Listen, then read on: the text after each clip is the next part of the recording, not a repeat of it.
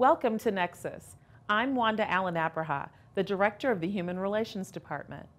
We are excited to have the opportunity to bring you today's program.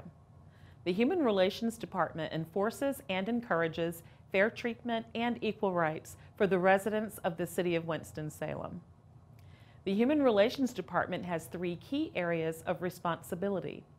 They are investigating housing discrimination based on race, color, national origin, religion, disability, family status, and gender, mediating landlord-tenant complaints, and conducting cultural diversity education and inclusion training and outreach. This television program is a part of our education and outreach efforts.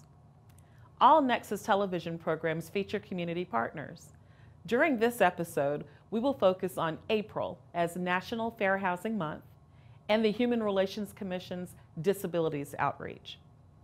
We will be speaking with Jeanette Lawson-Jackson from the Mayor's Council on Persons with Disabilities, as well as Robert Leake, Chairperson of the New Horizons Fair Housing Committee of the Human Relations Commission.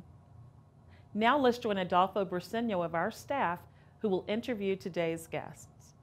Well, thank you, Wanda, and thank you all of you for being in another edition of Nexus TV. And in this edition of Nexus TV, we will have our first guest is Ms. Jeanette Lawson-Jackson.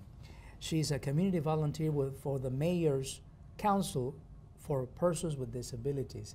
Thank you very much for being with us. Thank you.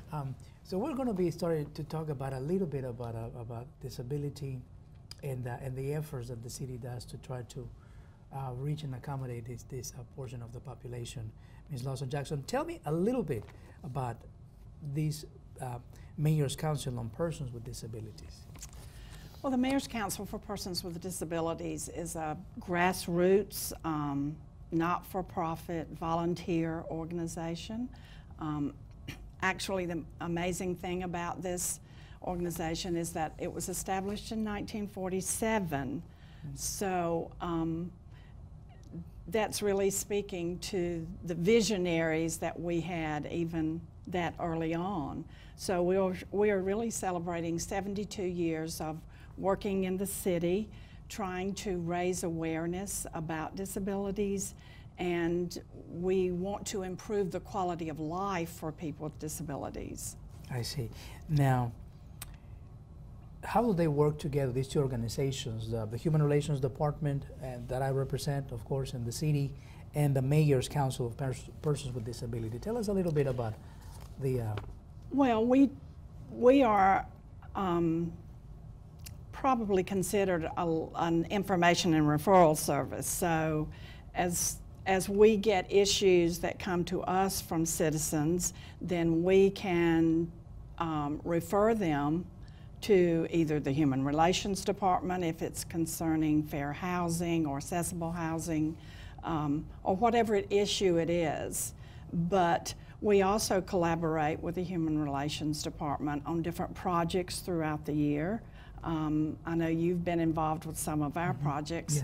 Yes, so for both organizations, it's trying to raise awareness in the city about issues that may affect not only people with disabilities, but all of our citizens. I understand. Now, there's going to be a disabilities forum. Correct. Going to be held very, very soon. Tell us a little bit about that forum, that disabilities forum.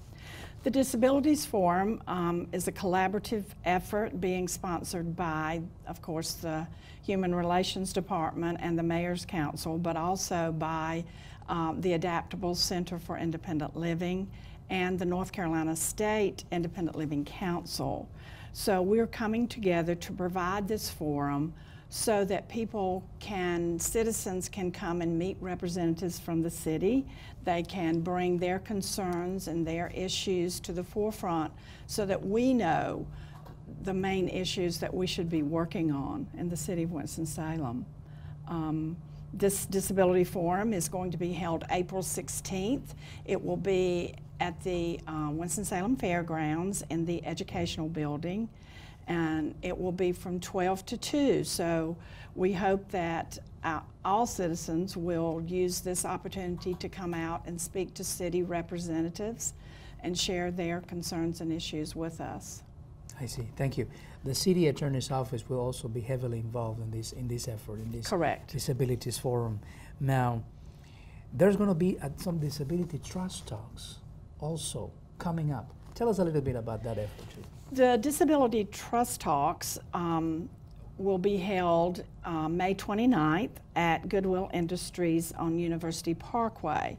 Now, this is an opportunity for persons with disabilities to interact with representatives from the police department. This is to help build trust with the police department and also help them become more aware of the different disabilities that exist and how to respond to those particular issues, whether it's a physical disability or hearing impaired, visually impaired, the whole realm of disabilities. I see, I see. Now, tell us, in general, why do you believe these outreach efforts are important for not only for the disabled community, for also for the greater community? Well, because any improvements that we make in the community, or that benefits all people. It's like having sidewalks and curb cuts. It's not just for people with disabilities. That benefits every citizen. So having a forum gives all people, not only the person with a disability, but their advocates, their caregivers, their service providers. It brings everybody to the table. And that's one thing that we are all about, is providing that opportunity for networking, sharing ideas, sharing concerns, and sharing issues. Because we all want to make our city accessible and one of the best environments for all of its citizens. That's correct, Ms. Lawson-Jackson. Now, you mentioned something important when it comes to disabilities. It's not only the disabled individuals themselves that sometimes benefit by this initiative, but also the people that are around them that in some other way interact with them. Is there a final message to our audience, Ms. Lawson-Jackson, that you would like to share when it comes to disabilities and the efforts that the city may start to serve this population? Well, I think just to increase awareness in our community concerning all the issues, whether it's accessibility for wheelchairs or accessibility to fair housing, it's all the transportation, it's all the things that every citizen is involved in everyday life. We especially every year have a Barrier Awareness Day, and we invite people from the community to come and partner with an individual with a disability and spend a few hours walking in their shoes, so to speak. And this really helps you to see the barriers that are faced in the community, not only physical barriers, but also attitudinal barriers. And that's always a very enlightening experience for individuals from our community. I understand. Well, thank you very much. And thank you for your time, Ms. Jeanette Lawson-Jackson. She's a community volunteer for the Mayor's Council on Persons with Disability. Thank you very much for your time and for your comments. And thank you very much for being with us. We'll be right back with the second segment of Nexus TV. When you want to buy fresh, buy local. Buy at the Fairground Farmers Market for the best in farm fresh fruits, vegetables, and locally grown proteins. The Winston-Salem Fairgrounds is open 6 a.m. to 1 p.m. every Saturday. The Fairground Farmers Market, a Winston-Salem tradition since 1974.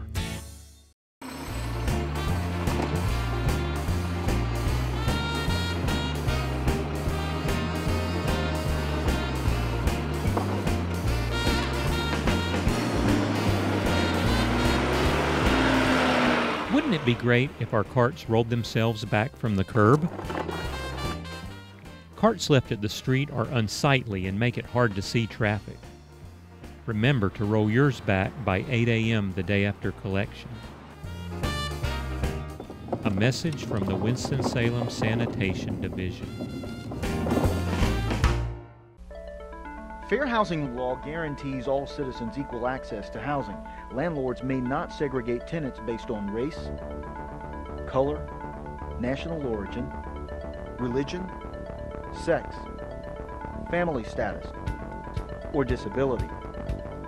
If you think you have been discriminated against, call 311 and ask for the Human Relations Department. Fair housing, it's the law. A message from the Winston-Salem Human Relations Department. Well, thank you again for being with us. This is the second segment of our show, Nexus TV. In our second segment, we have a very special guest, Mr. Robert Leake III. Yes, thank you. He's Vice Chair of the Human Relations Commission. Yes. Thank you very much, Thank you for having me again. I appreciate Leake, it. for being with us. Yes. Now, for those who do not know, Mr. Leake, April is Fair Housing Month. Correct. So we're going to be talking a little bit about all the activities that the City of Winston-Salem and the Human Relations Department will be doing in April to celebrate Fair Housing Month. So tell us a little bit about that. What is Fair Housing Month? Fair Housing Month is a time that we recognize in this city, Winston-Salem, of the act of President Lyndon B. Johnson, that he signed the act in 1968 from the assassination of Dr. Martin Luther King Jr., which was very unfortunate to our country. And Dr. Martin Luther King Jr., he recognized that there were fair housing acts unlawful to residents across the country. And he pushed for that as well with the civil rights movement did. And so after Dr. King was assassinated, Lyndon B. Johnson and his administration, they put forth an act to sign the act to recognize Fair Housing Month to all citizens across the country, in despite of any of their disabilities, race, or gender, or sex. And because of that, the city of Winston-Salem has recognized Fair Housing Month as a time for residents, stakeholders, as well community partners to get together and talk about these issues that sometimes that are blindsided or sometimes are cover up. Because at the same time we do deal with these issues. It's unfortunate we deal with these issues in this city, but it's a time that we recognize that we have to begin to have these conversations, but also celebrate the act since 1968 when it was enforced by President Lyndon B. Johnson. Thank you, Mr. Leake.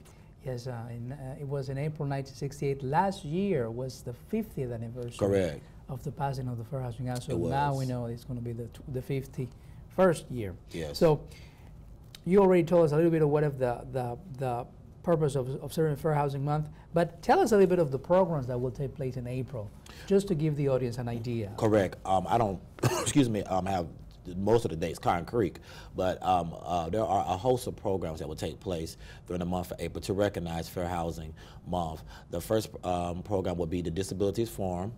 The second one would be segregating communities in Winston-Salem, which will be held at the Winston New Museum, sponsored by Bookmarks. The third one will be, of course, when the time when the realtors but Winston-Salem for Forsyth County realtors come together, and we have a luncheon and we talk about fair housing. But we also have testimonials from individuals who actually came from a situation that maybe they were discriminated, but they were able to partner with an agency to help them find adequate, appropriate housing. And then the final one, of course, is the Fair Housing Luncheon Summit, which will be held on April 25th at the Benton Convention Center. That's right. I mean, thank you, Mr. Leake. That's one of our signature events Yes, it is. of the year, the Fair Housing Summit. Now, tell us a little bit of the purpose of this Fair Housing Summit. What is it going to be discussed? Well, this year we're going to discuss, last year we had a lot of discussions in regards to gentrification. So we're going to talk about gentrification again this year in terms of the pros and the cons of it. And we're also going to talk about and discuss with stakeholders and community agencies at the Fair Housing Luncheon. We're going to discuss ways that residents can be aware of the policies and the changes, so they won't be exclude and not be informed about the information that is out there to our citizens of Winston-Salem.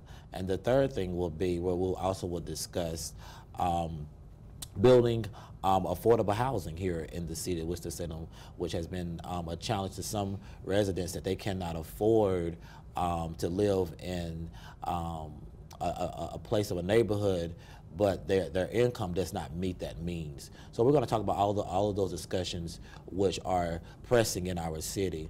But we hope that out of that summit, that residents will be able to take the information and they will be able to share with other co-workers or residents in their neighborhood, as well as their friends and colleagues, etc. So those are the pressing issues that we'll discuss. We know we can't handle and solve all of the issues, but one thing about it is that knowledge is power. Wonderful. Now, tell us a little bit about some of the partners in this in this event. Correct. So, of course, we will have the community, the business development from City of Winston-Salem. We will have halls, the Housing Authority, which I said halls, Forsyth County Department. We'll also have some elected officials, and we'll also have the City of Winston-Salem, Human Relations, and the Realtors Association, as well other banks that will be partnering with us, Piedmont Federal as well, BB&T, and then we have other agencies, nonprofit agencies that also will be working with us. Now, is there, Mr. Leaks, a final message that we can give the audience when it comes to fair housing in the city of Winston-Salem? What would be that message that you would try to convey to them? Correct. I think the message lies at that no one should feel that they should be living in four walls, that they cannot be heard when they feel like that they are discriminated. No one should feel like in this city that they cannot speak to anyone because of their gender, their sex, or their race, or their disability. And these are issues that are real. And so I think that what lies at stake now is that residents should understand that when you're going through these situations in your own community or your personal home, that there is someone who cares, and there are some agencies and organizations who can help you and take you to the next level so you can have that wonderful life to live in Winston-Salem. I see. Well, thank you very much for your comments, Mr. Leak. This was Robert Leak III. He's a Vice Chair of the Human Relations Commissions. Thank you very much for your time. Thank you. I appreciate it. And thank you to the audience for being with us in this edition of Nexus TV. And we'll be going now with Jamie and the Nexus Challenge. Thanks, Adolfo. I'm Jamie Waldeck, and this is the Nexus Challenge, where we test your knowledge about fair housing laws. Which of the following is not a protected class under fair housing law? A, race, B, family status, C, credit standing, or D, religion? The answer is C. Individuals cannot be denied housing on the basis of race, family status, or religion. However, they can be denied if they do not meet a housing provider or lender's credit requirements. There are 7 characteristics in total for which a housing provider cannot deny an individual. We have already discussed race, family status, and religion. The other 4 characteristics are color, gender, national origin, and disability. In honor of Fair Housing Month, we would like to give more detail on what these terms mean. Race and color, these are 2 separate but closely related characteristics. Race refers to a person's physical appearance, and color refers to a characteristic of a person's race. National origin. National origin is based on whether applicants or their families are from another country. Discrimination based on national origin means treating people differently because of their ancestry, ethnicity, birthplace, culture, or language. Religion. Religion refers to members of a particular faith or belief system and may also cover anyone based on spiritual beliefs, even if a person is not affiliated with a particular religious group. Sex. Sex refers to treating women or men differently based on gender. It also bans sexual harassment against both women and men. Disability. Disability refers to a physical or mental impairment that substantially limits one or more major life activities. However, individuals who currently use illegal drugs or pose a direct threat to the health and safety of others are not considered disabled under the Fair Housing Act. Family status. Family status refers to households with one or more children who are under 18 years of age. Whether living with a parent, legal guardian, or anyone else with written permission, it also applies to pregnant women and anyone in the process of securing legal custody of a minor child, such as a foster or adoptive parent. And that's this month's Nexus Challenge. And now let's go back to Wanda. Thank you, Jamie. Before we go, here's a look at some upcoming events.